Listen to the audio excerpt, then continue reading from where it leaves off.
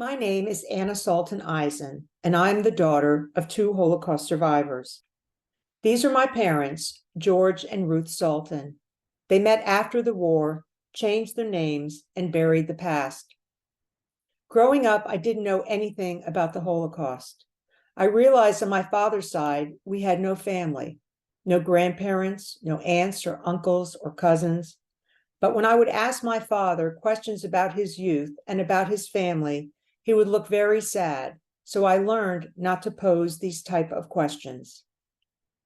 When I was about 8 years old, I discovered two watercolor paintings hidden in the drawers in the den of our home. In one, there is a young man with a yellow star and a young woman with an armband and the Star of David being held by soldiers. And in the other, I see soldiers with dogs and buildings on fire. They were both signed by an L. Zaltzman, a name I didn't know. And I also didn't know why these vibrant and frightening paintings were in my home. But I realized I had found something I shouldn't have, and I put them back and didn't mention them to my parents again for nearly 30 years. I found this photograph hidden in a drawer in my parents' room. I thought it might be my grandparents or some relatives, but again, I kept the silence. I didn't want to hurt my father or upset him anymore. I remember going into the school library and looking up World War II and finding information and photos and beginning to learn about this terrible time in human history. Online in the computer, looking at the U.S. Holocaust Museum, I found a quote by my father. I was 17, I was free, but what it meant, I wasn't sure. Eventually, I confronted my parents and told them I wanted to know more. I wanted to know their stories and learn about my family.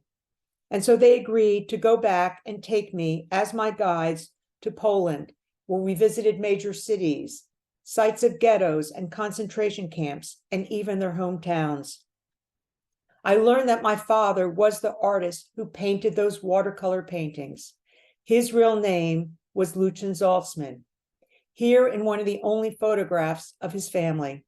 My father as a baby, his brother Monik, who was 6 years older, my grandfather Herman, who was a lawyer, and my grandmother Anna, who I was named after. My father began sharing his stories and returned to drawing. Here he remembers his hometown of Tichin, Poland, children playing in the streets, rabbis going to synagogue, and a life that was safe and carefree. We went back to his town and he showed me the old yellow building that was his elementary school and told me how once the Germans came, Jewish children, like himself, were no longer allowed to go to school. We visited the old homes of some of his friends, like the Goldmans and the Tuchmans, and even returned into his own childhood home, where the owner proudly showed us how he had turned the rooms that my father grew up into a boarding house. My father told, as he drew here, how when the Germans came, they had arrested the community leaders, including my grandfather, a lawyer, who was sent to a Gestapo prison where he was held for nearly 6 months. After a period of occupation in this town's and many towns all across Europe, the Jews were ordered to gather into the square, bringing only the items they could carry, and march to nearby ghettos, older parts of towns that were established in nearby cities. Here is an original photo of the people from my father's town being sent to the ghetto. In it might be my father, my grandparents, or his uncles or aunts. In the ghetto, conditions were terrible. Overcrowding, hunger, deprivation, beatings, and arrests. At one point, a group of about 500 young men, including my father and his brother, were separated to be kept behind to work in a factory that Mercedes-Benz had set up to make aircraft parts. All the other people in the ghetto, numbering nearly 23,000, including my grandparents, were put on boxcars to be sent to abandoned farms in the east, where there was supposedly more food and room. Thus began my father's terrible journey through 10 concentration camps over 3 years in Germany, Poland, and France. He would be one of a group called the 465 Daimler-Benz Jews. Here's an original photo of that first concentration camp called Reichshof, because the Germans had renamed all the Polish towns into German names. Here my father swept the streets and worked construction, and at the age of 14, having only finished the 5th grade, became a lathe operator in the factory. His brother, who worked in a different part of the factory, managed to escape, run into the woods, and join the resistance. My father labored here for a while until they were ordered to load the boxcars, and they themselves were sent to another camp. First to Płaszów, the camp made famous in the movie Schindler's List. This concentration camp was built on the grounds of 2 Jewish cemeteries. And here, as my father remembers and draws, he was forced to dig up graves of the Jews, sometimes with shovels, sometimes with his bare hands. After a period of time, they were sent to another camp. Here, my father labored in the salt mines of this camp located and called Wieliczka. After about a month there, they were again moved, this time across the border into Germany. This is the photo where my father was in the Flossenburg concentration camp, built on the grounds of a stone quarry. The work was difficult, and the prisoners already weak and hungry, and those who could not do the heavy labor could be killed. In this photograph, in this drawing, as in many, my father has recorded his prisoner numbers. On the far left, bent over, my father has written the number 16,019, which was his prisoner number in this camp. From there, they were sent across the border to France, where the factory was moved into an abandoned railway tunnel called Orbus. Painted on the wall, it says, "Here worked 462 Jews from Poland. 3 had died along the way." As the Allies approached and were starting to bomb the factories, they were again loaded onto boxcars and sent back on a terrible journey without food or water or places to lay down, back into Germany. They next arrived at the Sachsenhausen camp, a terrible camp known for its punishments. Here my father met another prisoner named Joseph Singer. As it turns out, in the next camp, they were going to be split into 2 groups, some staying here in Braunschweig, others moving to Bremen. My father and Joseph Singer agreed to change places by changing uniforms. Joseph Singer, who took my father's name, and the nearly 225 prisoners in that group, nearly all died. Only one survived, including the prisoner who had my father's name. From here, my father and his group were sent to Ravensbrück, one of the major and only women's concentration camps in Germany. My father draws and remembers seeing women prisoners and wondering what indeed had happened to his mother. From Ravensbrück, they were sent to the last camp, Webelin, a terrible camp in Germany that was only open 10 weeks. Many of the barracks were unfinished. They had neither doors nor windows. And here you can see how the prisoners couldn't even sleep on the barracks that had no shelves, but instead they slept and died in the mud and in the straw on the floors. On the night of May 1st, they were ordered back into the trains one final time, but they sat all night and the trains did not depart. On the morning of May 2nd, they were ordered back into the camp. And after a brief time that the Germans were shooting at them from the guard towers, it was silent. My father followed the other prisoners to a corner of a camp where a crowd had gathered, and they came upon a miraculous sight. Americans had arrived. A small group of about 8 soldiers of the 504th of the 82nd Airborne had come across the camp accidentally and freed the prisoners, including my father.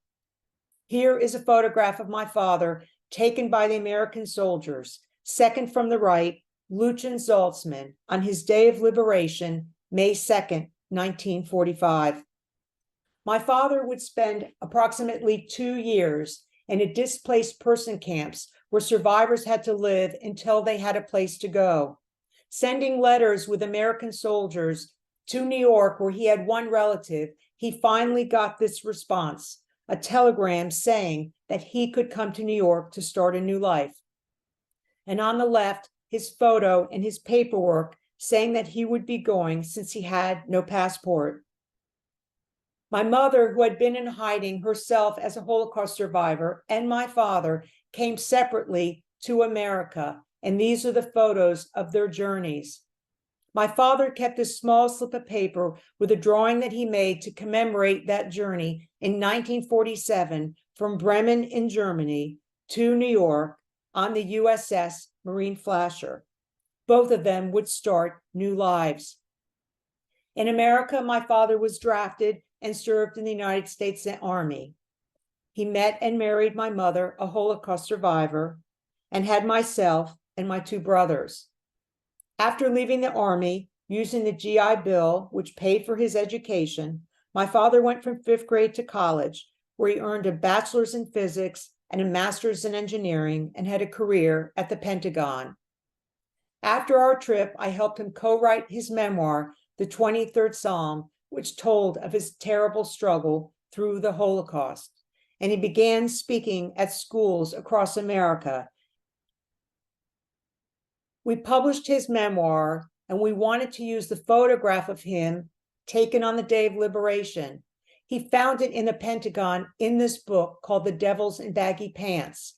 This is what the Germans called the American parachutists, as they saw them floating down the skies, and the American soldiers proudly kept the name. Inside the book, we found this picture of Staff Sergeant William Walsh. He had been one of my father's liberators, and his daughter worked at our publisher. We flew with my father to meet this family, and one of the sons, as seen here, had the Nazi flag that had flown over my father's last concentration camp.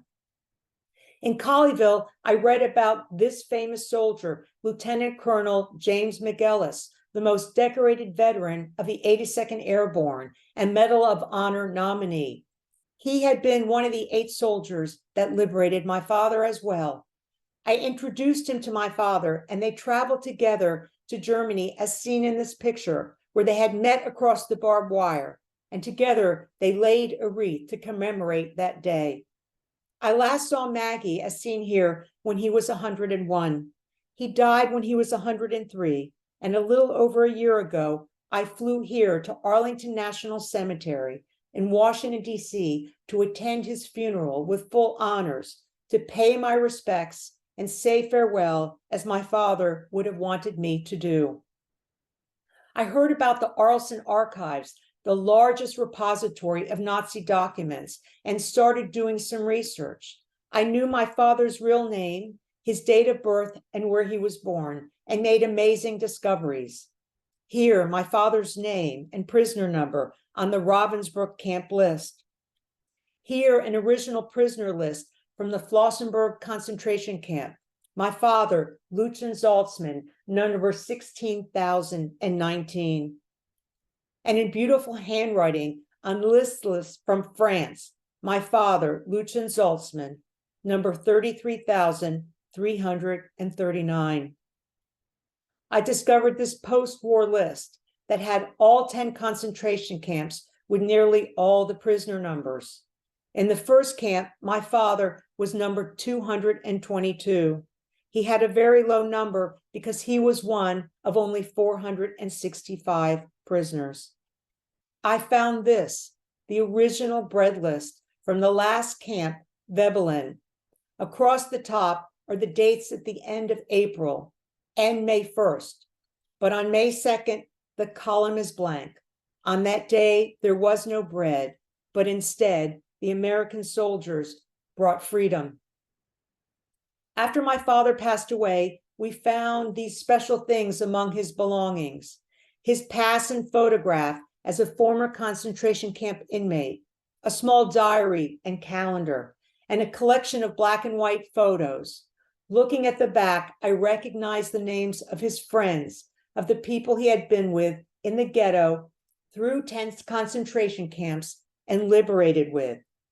These were now real people to me, and using the names on the back, I returned to the Nazi archives to search. Here I found an original list with the number 465, Häftling, prisoners, Juden, Jews from Rzeszów.